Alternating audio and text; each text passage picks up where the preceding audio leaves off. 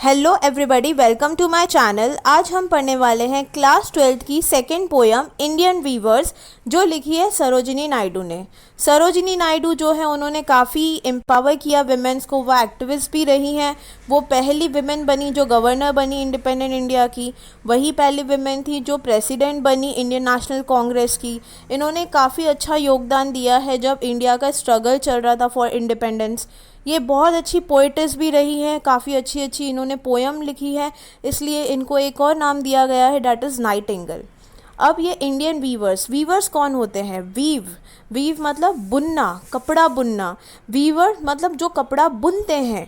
कपड़ा स्टिच करना is different, जो टेलर काम करता है, बट क्लोथ बनाना, थ्रेड्स को ज्वाइन कर करके जो हम क्लोथ बनाते हैं उसको बोलते हैं वीविंग प्रोसेस। जो बनाता है उसको वीवर बोलते हैं, जैसे लेफ्ट साइड इमेज में है। Let's begin with the poem. First stanza. Weavers weaving at break of day, why do you weave a garment so gay? Blue as the wing of halcyon wild, we weave the robes of a newborn child. अब यहाँ जो stanzas है वो कुछ ऐसे हैं कि poet's question कर रही है वीवर से and weaver in return reply देंगे। पहला क्या बोला है? वीवर्स कौन होते हैं? जो कपड़ा बुनते हैं। वीवर्स, तुम वीव कर रहे हो मतलब कपड़ा बुन रहे हो। ब्रेक ऑफ द डे मतलब अर्ली मॉर्निंग, इतनी सुबह सुबह आप कपड़ा बुन रहे हो। क्यों आप ऐसा कोई कपड़ा बुन रहे हो जो कि बहुत ही ब्यूटीफुल है? ब्लू ऐसे कलर का है, ऐसा ब्लू है जैसा हैल्सियन का कलर होता है। हैल्सियन कौन होता है? किंगफिशर बर्ड, जैसे सेंटर में दिख रहा है, उस कलर का ब्लू आप बना रहे हो कपड़ा। तो वो बोल रहे हैं हम जो कपड़ा बना रहे हैं ना इतना अर्ली मॉर्निंग, ये हम कपड़ा बना रहे हैं न्यू बॉर्न चाइल्ड के लिए। अर्ली मॉर्निंग ये लोग ये तरीके का कपड़ा क्यों बनाते हैं? वो इसीलिए क्योंकि न्यू बॉर्न का मतलब क्या होता है? एक होप, हैप्पीनेस, फ्रेशनेस, ब्यूटी, इन चीज़ों को रिसेंबल करता है। इसलिए सुबह सुबह वो एकदम ब्राइट क्लोथ बनाते हैं जो चाइल्ड्स को या न्यू बॉर्न बेबीज़ के लिए होता है। Second stanza. Weavers weaving at fall of night, why do you weave a garment so bright? Like the plumes of peacock, purple and green, we weave the marriage wheels of a queen. अब second stanza में बोला viewers. अब आप ये fall of night का मतलब क्या है? इवनिंग, मतलब जब सनसेट हो चुका होता है। अब आप जो ये कपड़ा बना रहे हो, बुन रहे हो, ये इतना ब्राइट क्यों है, चमकदार क्यों है? जैसे पीकॉक के फेदर होते हैं, मोर के पंख होते हैं पर्पल और ग्रीन कलर के, ये वैसा क्यों है? तो अब वीवर्स बोलते हैं अब हम मैरिज के लिए कपड़ा बुन रहे हैं। व्हील्स का मतलब क्या होता है? जिससे फेस कवर किया जाता है। घूंघट होता है शादियों में, जो ब्राइड होती है वो घूंघट लेती है ना, फेस कवर करती है, उस चीज़ के लिए।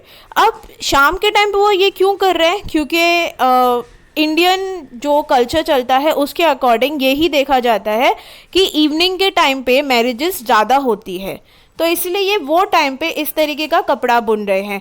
अब ये जो स्टेज है ना, ये हमारा अडल्टहुड है। अडल्टहुड मतलब जब आप यंग होते हो।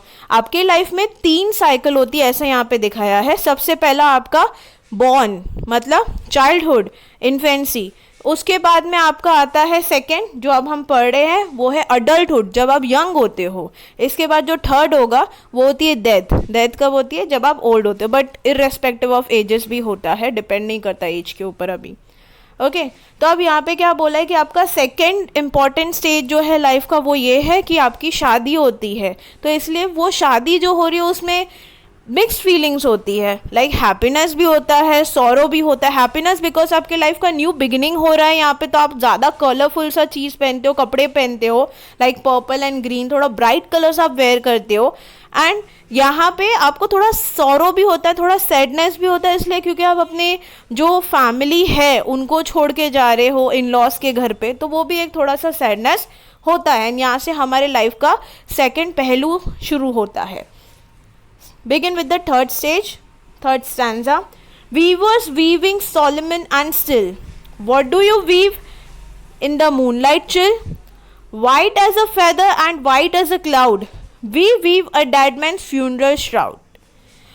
अब ये बोला है वीवर्स, बुनकर आप जो है ना अभी बहुत ही कुछ ऐसा सब ऐसा साइलेंट सा, एकदम शांत सा, एंड काफ़ी स्टिल मोमेंट लग रहा है, बिल्कुल एकदम शांत वातावरण लग रहा है।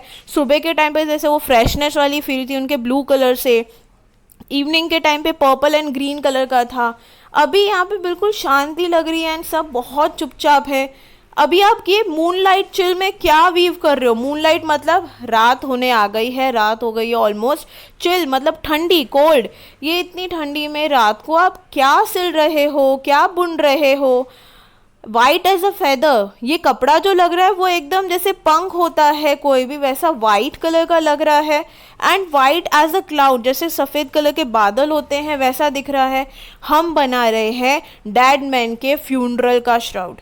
डेड मैन के फ्यूनरल मतलब जब उसको डेड बॉडी को लेके जाया जाता है तो उसके ऊपर वाइट कलर का क्लोथ जो चढ़ाते हैं, पिन्हाते हैं, दैट इज श्राउड।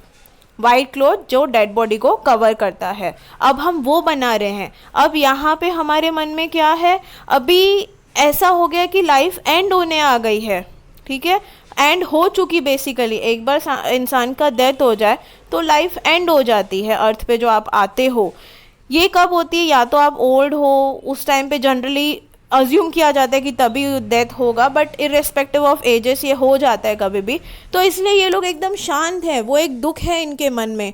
बट जैसे ही इंसान की डेथ हो जाती है तो ऐसा कहना है कि तब उसके सारे इमोशंस, सारा डर, सारी खुशियाँ सब खत्म हो जाती है, सारी फीलिंग्स ख़त्म हो जाती है। इसलिए वो लोग एकदम शांत है, एकदम स्टिल होके ये सारी चीज़ें बना रहे हैं।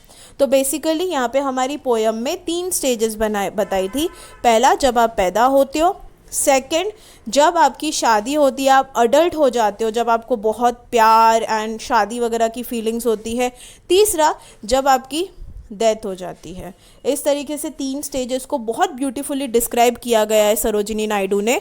बहुत अच्छी पोयम है, आप भी सुने और रीड करें एंड मुझे बताना कि आपको ये पोयम कैसी लगी। Thank you.